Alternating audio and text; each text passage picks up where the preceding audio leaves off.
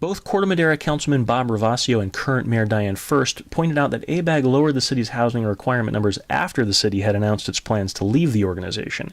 They point to the lack of transparency surrounding how those numbers are calculated, as well as a complete lack of ability to check the accuracy of those numbers as key factors that led to their withdrawal in the first place. If I recall, it was the June 19th meeting after they had announced they were exiting ABAG when you and I think a couple members of staff visited their council, and that's when the adjustment came up, and I think there was a kind of a sense on their part that, well, we never got to check the math. How would we get to check the math? If you hadn't just found that on your own, what process would we have had to check those numbers?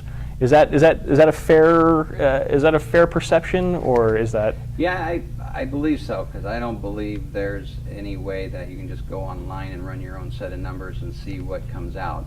Like a mortgage calculator or something. Right.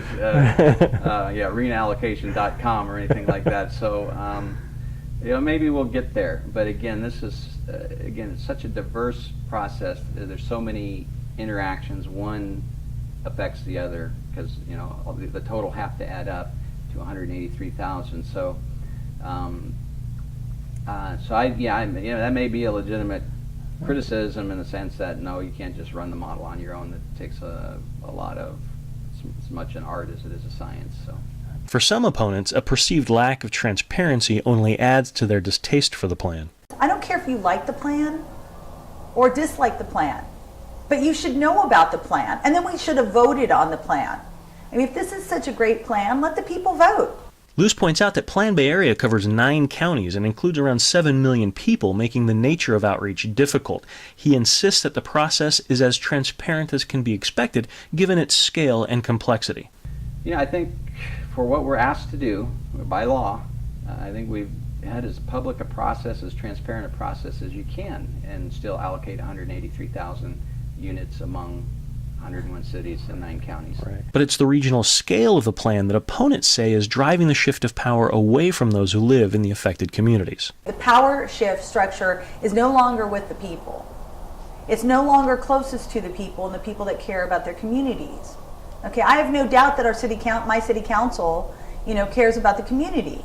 But I don't think they're making good decisions right now, because they're making decisions that are contrary to what they probably would have done had they not had all this money and this system in place that is now taking over. Our tax-paying dollars are working against us. We send our taxes to Washington, and they come back in the form of federal grant money, coercing us to do things we don't want to do.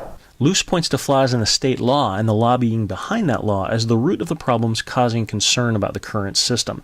Until state law is changed, he says, the lemons will keep coming. But state law was pretty much designed to undo local general plans. I think, my perspective, it's a developer special interest law that pries open green fields for development, and it's intended to do that. And so that law needs to be tweaked.